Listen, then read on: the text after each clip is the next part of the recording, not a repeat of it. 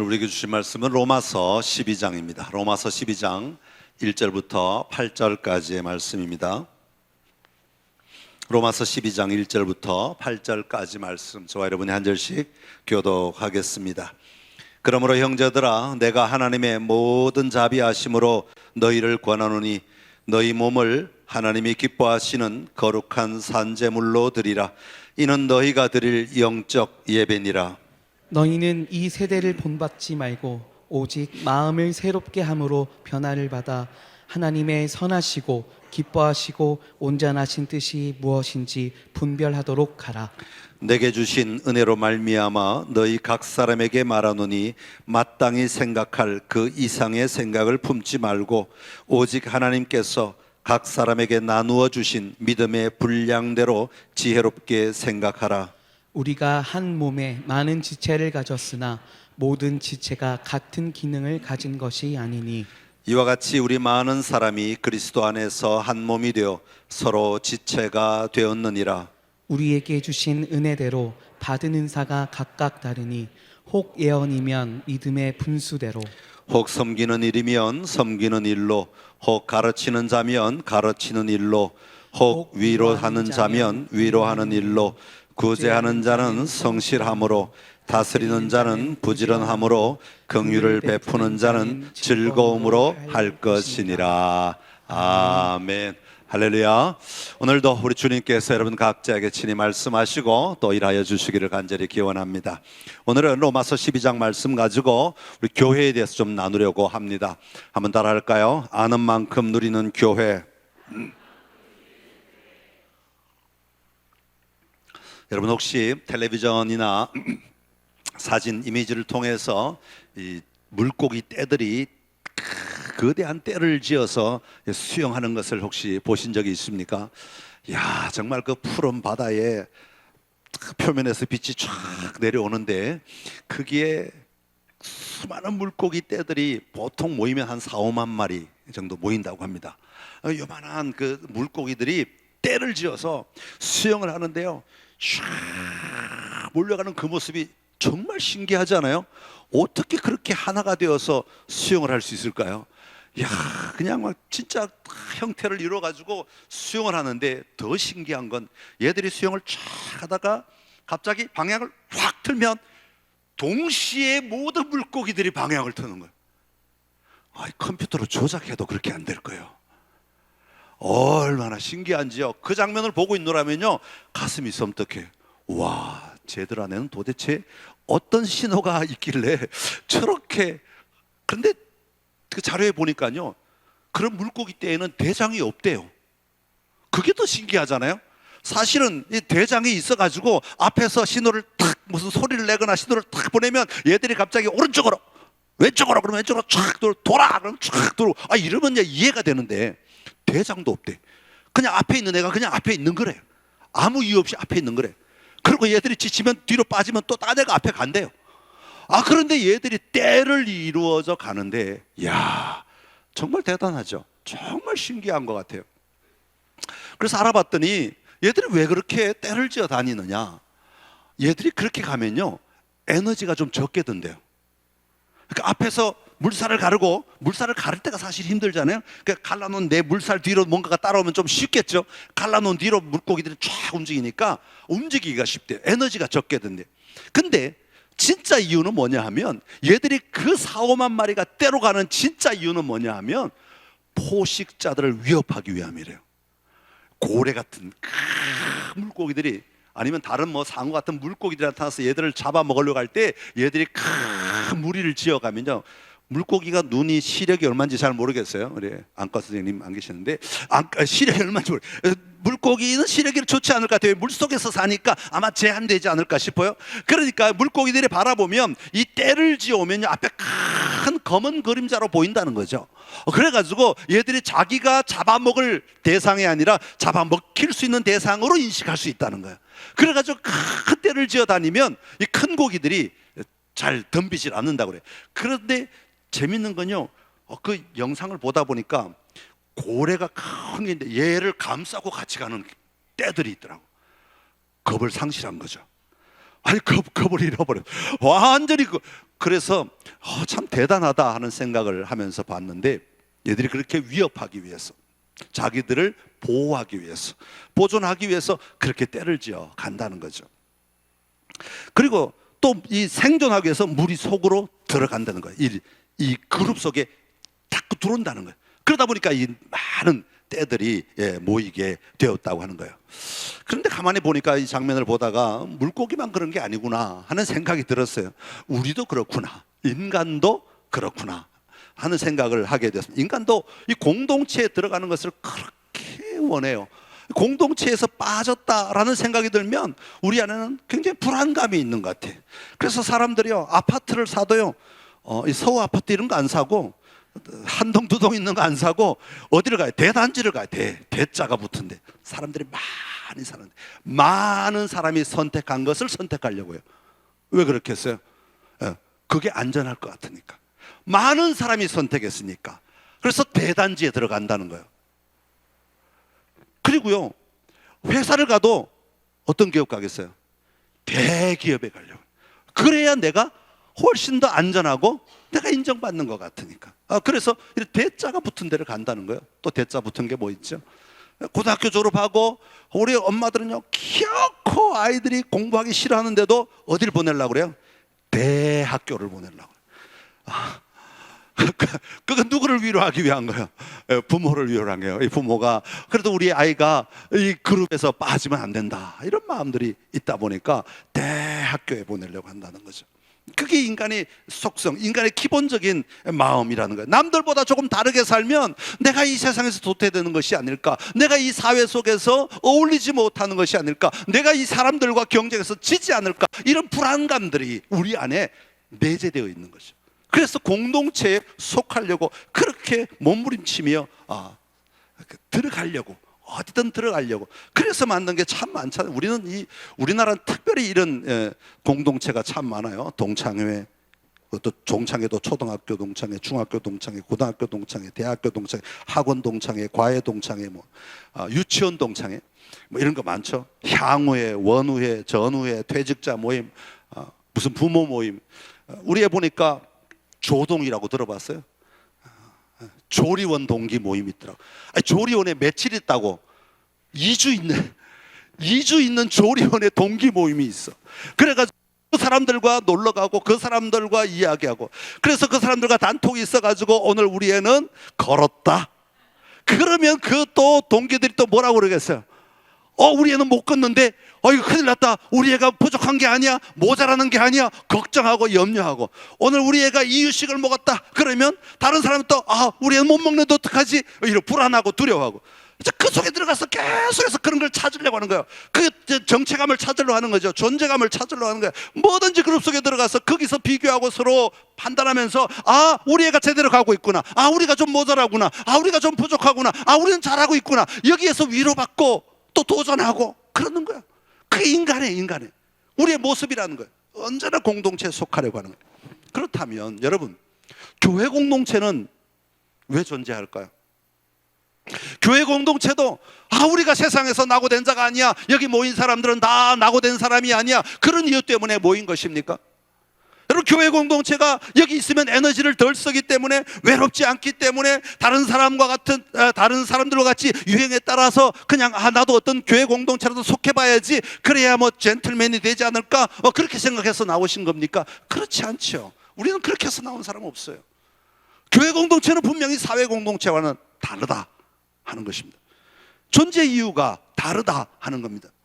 그렇다면 우리 그리스도인이 공동체로 살아가는 이유는 무엇인가 하는 겁니다.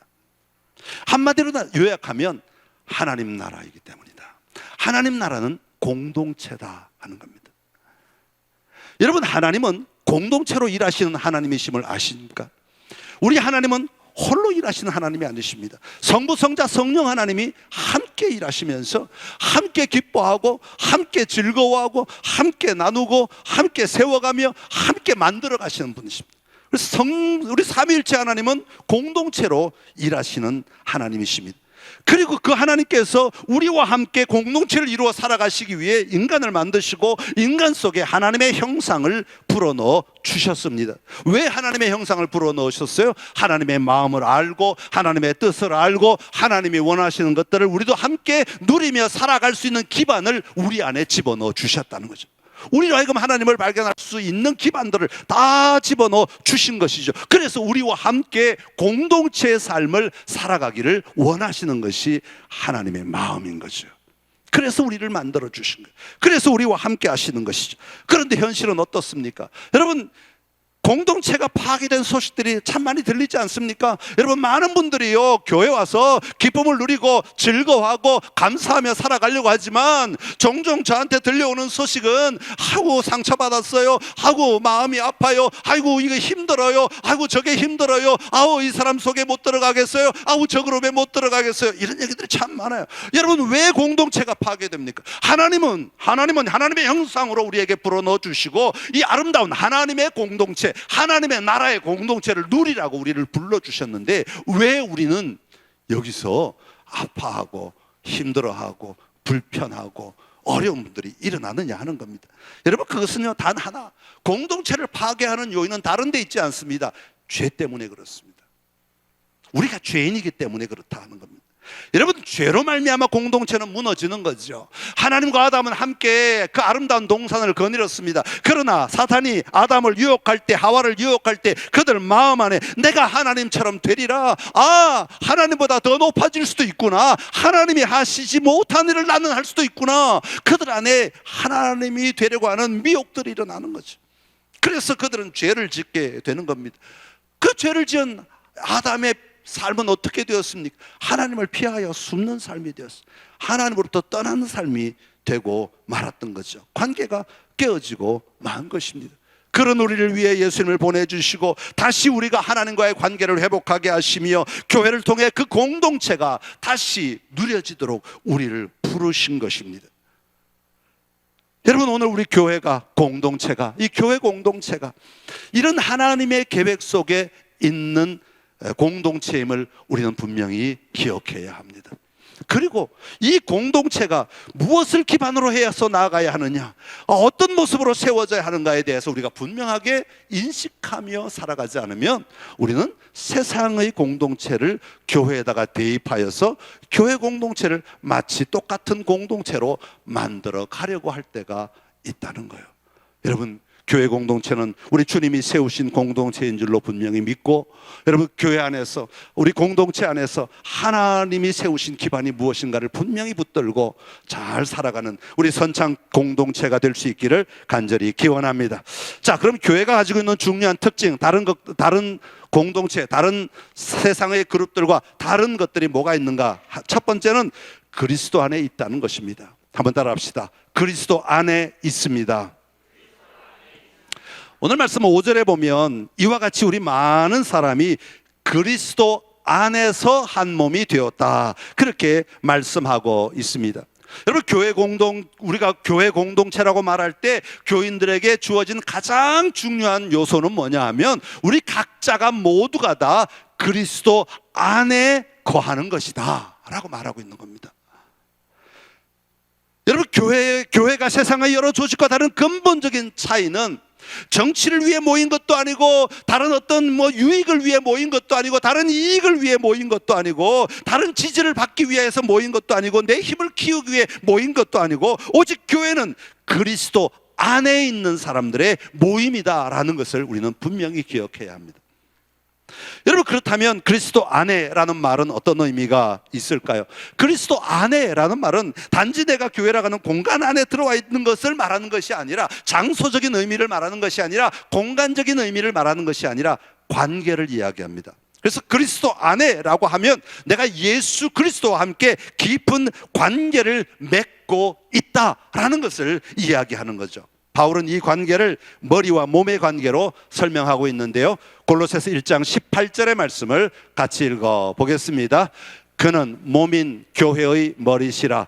그가 근본이시요 죽은 자들 가운데서 먼저 나신 이시니 이는 친히 만물의 으뜸이 되려 하심이요. 아멘. 자, 이게 한 절에도 보면 가득 차 있지요. 몸인 교회의 머리가 되신다. 그분은 예수 그리스도는 머리가 되신다 라고 말씀합니다. 그러면서 뭐라고 그래요? 그가 근본이시다. 가장 기초가 되신다. 맨 마지막 절에 보면 이는 친히 만물의 으뜸이 되려 하심이다.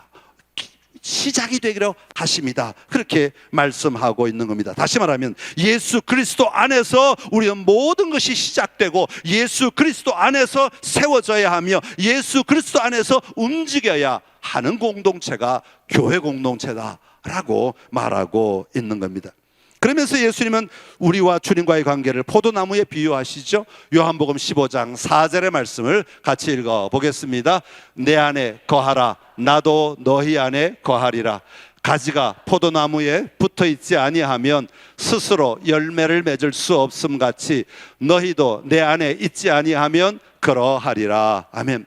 내 안에 거하라 나도 너희 안에 거하리라. 이게 같이 그냥 같은 공간에 있는다 그런 것을 말하는 것이 아니에요. 예수님은 포도나무가 되신다, 줄기가 되신다 그런 뜻이고 우리는 그 줄기의 가지다 그런 뜻이에요. 여러분, 가지가 그냥 나무에 이렇게 그냥 뭐 이렇게 묶어 놓는다고 그 나무 가지가 살 수 있습니까? 그렇지 않아요. 가지, 너희는 내 안에라는 말은 예수님께 접붙임을 받았다 그런 뜻이에요. 완전히 꽂혀 있어가지고 이 줄기로부터 물을 공급받고 영양분을 공급받고 살아가는 존재이다 라는 그런 뜻을 가지고 있는 겁니다.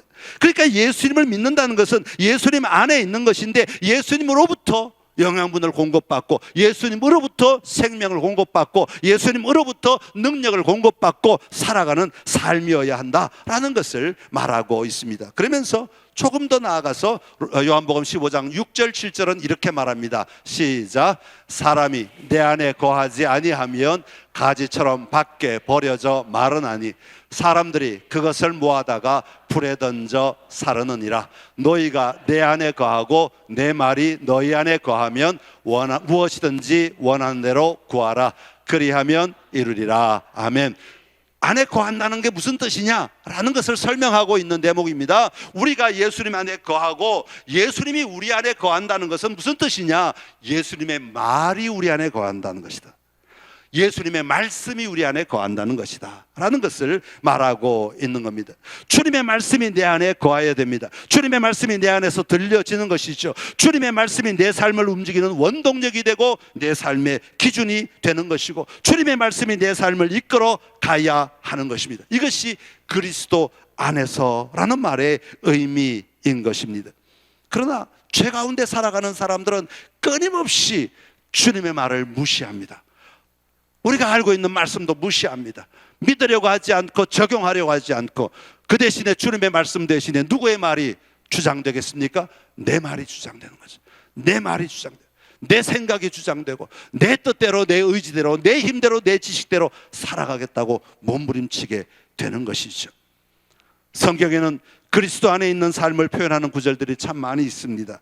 우리는 그리스도 안에서 죄사함을 받았습니다. 그리스도 안에서 의롭다 하심을 얻었습니다. 그리스도 안에는 결코 정죄함이 없다 그렇게 말씀하십니다. 그리스도 안에서 우리는 새로운 피조물이 되었다고 말씀합니다. 그리스도 안에서 우리는 영생이 주어진 것입니다. 그리스도 안에서 하늘의 신령한 복이 우리에게 임한다고 에베소서 1장은 우리에게 말씀하고 있습니다. 그리스도 안에서 우리는 하나님께 나타나게 될 것입니다. 그리스도 안에 있을 때 하나님의 그 놀라운 사랑에서 우리는 분리되지 않는다고 말하고 있는 겁니다. 사랑하는 성도 여러분, 그리스도 안에 우리가 분명히 서 있음을 고백하며 살아가는 우리 모두가 되기를 간절히 기원합니다. 여러분, 교회는 그리스도 안에 서 있는 자들의 공동체입니다. 그러기에 우리의 모든 생각과 우리의 모든 판단과 우리의 모든 결정은 그리스도 안에서부터 출발해야 하는 겁니다.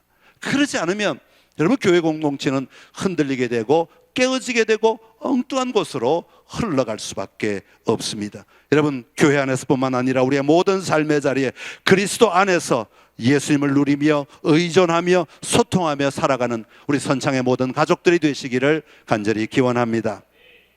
두 번째로 우리가 살펴볼 것은 교회는 서로 지체가 되었다라고 말합니다. 한번 따라합시다. 서로 지체가 되었습니다. 우리 5절의 말씀을 다 같이 한번 읽어 보겠습니다. 시작. 이와 같이 우리 많은 사람이 그리스도 안에서 한 몸이 되어 서로 지체가 되었느니라. 아멘.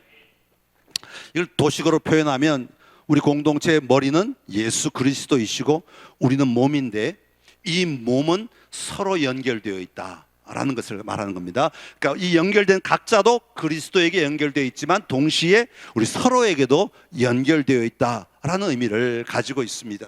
여러분, 우리가 서로가 지체가 되었기 때문에 제가 예배 드릴 때마다 예배 시작하기 전에 서로 인사하고 예배 드립시다 라고 하는 이유가 뭐냐 하면 같이 예배 드리는 공동체가 누구인지 서로 알면서 함께 나아가는 것이 우리의 바른 예배이다 라는 그런 의미가 있는 겁니다.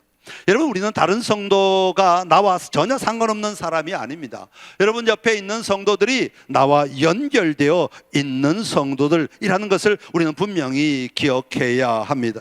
교회는 우리 각자가 그리스도와 연결된 것으로 끝나지 않습니다. 많은 사람들이 말하기를 아우 나만 잘 믿으면 되지 않느냐고, 나만 열심히 믿고 나만 제대로 믿고 그냥 왔다 갔다 나 혼자만 열심히 신앙생활을 잘하면 되지 뭘 교회에 자꾸 연결되고 다른 사람을 돕고 뭐 하는 일을 같이 하고 이렇게 저렇게 해야 합니까? 라고 말하는 사람이 있어요. 그러나 그렇지 않습니다. 교회는 그리스도와 연결된 성도들이 서로 지체가 되었음을 누려야 하는 겁니다. 하나님의 공동체로 우리가 그 역할을 감당할 수 있어야 하는 것이고 그것이 하나님의 뜻이라고 하는 겁니다. 에베소서 2장 19절에서 22절의 말씀을 같이 보겠습니다. 시작. 그러므로 이제부터 너희는 외인도 아니요 나그네도 아니요 오직 성도들과 동일한 시민이요 하나님의 권속이라. 너희는 사도들과 선지자들의 터 위에 세우심을 입은 자라. 그리스도 예수께서 친히 모퉁이 돌이 되셨느니라. 그의 안에서 건물마다 서로 연결하여 주 안에서 성전이 되어가고 너희도 성령 안에서 하나님이 거하실 처소가 되기 위하여 그리스도 예수 안에서 함께 지어져 가느니라. 아멘. 여러분, 서로 지체가 된다고 하는 말을 들을 때 불편한 이유가 하나가 있어요. 뭐예요? 아우 저 사람은 불편해요. 아우 저 사람 속에 내가 끼고 싶지 않아요. 아우 저분과 나는 같이 있고 싶지 않아요. 아우 저분의 생각과 나의 생각은 너무 달라요. 아우 저분과 나는 함께 있는 것이 불편해요. 같은 공동체로 있고 싶지 않아요. 이런 것들이 너무 우리를 불편하게 해요. 그러나 성경은 뭐라고 말합니까? 이제는 너희가 외인도 아니요 나그네도 아니요 오직 성도들과 동일한 시민이요. 모두 다 같은 시민이라는 것이죠. 모두 다 하나님의 권속이라, 하나님의 자녀들이라, 하나님의 가족들이다 라는 말입니다. 그러면서 뭐라고 말하는 거니까 그의 안에서 건물마다 서로 연결하여, 각 건물들이 서로 연결하여 주 안에서 성전이 되어 가고, 이미 성전이 완성된 것은 아니에요. 우리의 모든 삶이 함께 모여 완전한 교회를 이 땅에서는 이룰 수 없어요. 우리는 다 부족하고 우리는 다 연약한 자들이기 때문에 이곳에서 우리가 완전한 삶의 교류를 일으킬 수는 없어요. 그러나 주님이 허락하신 것은 우리가 이 땅에서 서로 연결되어서 성전이 되어 가야 된다. 거룩한 집이 되어 가야 된다라는 것을 말합니다. 우리는 함께 끊임없이 서로 격려하고 서로 세워가고 서로 도와주면서 서로 함께 성전이 되어가기 위해 모인 자들이다 라고 말하고 있는 겁니다. 맨 마지막에도 보면 뭐라고 그래요? 그리스도 예수 안에서 함께 지어져 가느니라. 우리 자신들이 빚어져 가는 존재라는 겁니다. 여러분, 우리가 완전합니까? 절대로 그렇지 않아요. 우리 얼마나 부족한지 몰라요. 아우 제 자신만 봐도 이게 그냥 나이만 먹었지 하는 짓은, 생각하는 건, 마음에 떠오르는 건 그 나이 값을 못하는 것 같아요. 끊임없이 올라오잖아요. 끊임없이 생각나잖아요. 끊임없이 죄성들이 우리를 자꾸 건드리잖아요. 그래서 우리가 생각하는 건 나 중심적이고 나 이기적이고 교만하고 악한 것들이 끊임없이 우리에게 올라오잖아요. 왜 또 다 저만 쳐다보고 계세요? 다 그렇다 이 말이야. 우리 모두가 다. 우리 안에 연약해. 우리 연약해. 그래서 주님이 우리를 빚어가지 않으면 안 돼요. 이 교회 공동체를 통해서 내가 얼마나 연약한지, 내가 무엇이 필요한지, 내가 어떻게 빚어져 가야 되는지 보고 또 함께 도와가며 세워가며 함께 빚어져 가는 공동체가 교회 공동체. 어려움이 있으면 내가 기도해 줄게, 내가 도와줄게, 내가 세워가 줄게.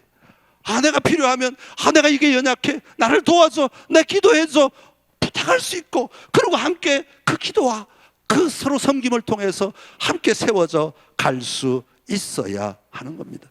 어떤 목사님은 이런 교회의 모습을 에스겔 37장에 마른 뼈가 회복되는 모습으로 설명을 하시더라고요. 마른 뼈들이 서로 뼈와 뼈가 연결되고 거기에 힘줄이 생기고 살이 붙고 가죽이 붙고 마침내 생기가 붙어 사람이 되잖아요.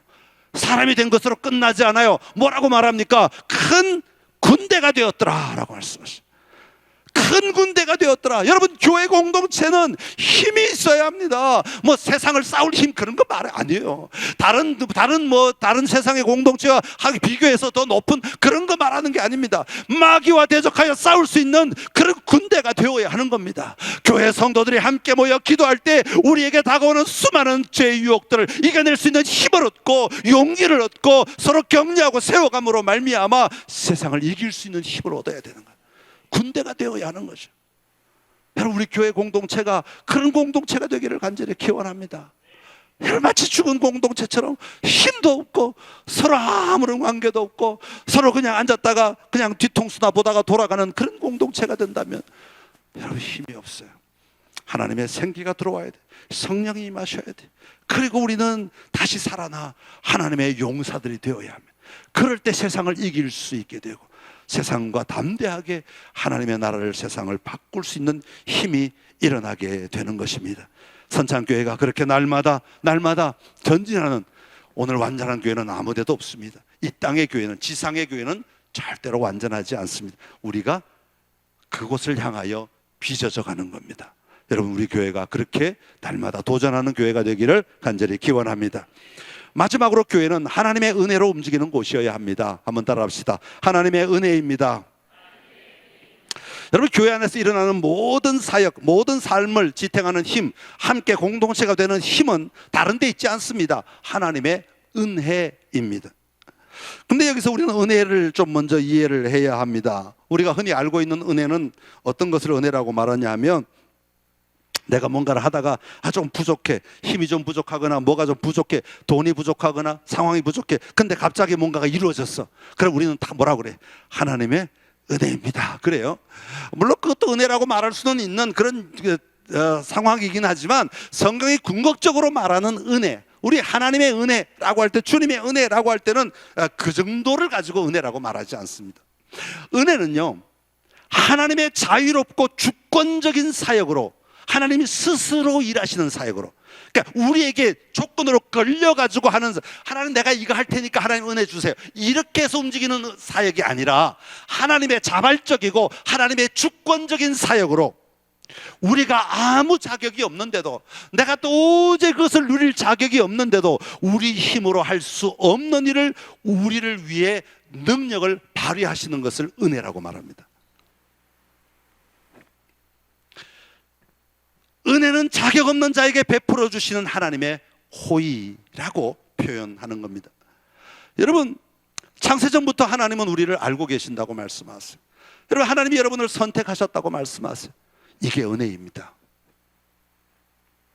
예수 그리스도를 이 땅에 보내주시어서 저 여러분의 모든 죄의 문제들을 해결해 주셨습니다. 이게 은혜입니다. 우리가 우리 스스로 그 죄의 문제를 해결할 수 있어요? 절대 못해요. 우리는 여전히 죄성으로 말미암아 끌려다니지만 않아도 감사할 뿐이에요. 여전히 힘들어하며 여전히 내 마음 하나도 다스릴 수 없고 내 의 하나도 이겨낼 수 없는 그런 삶을 살아가고 있는 연약한 존재들 아닙니까?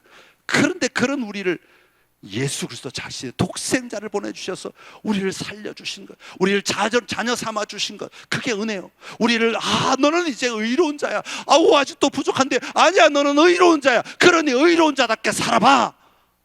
그게 은혜인 거예요. 그게 은혜인 거예요.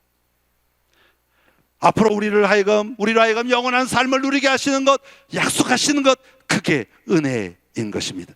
그래서 오늘 6절에 보면 이런 우리에게 주신 은혜를 따라 우리에게 주신 은혜대로 받은 은사가 각각 다르다.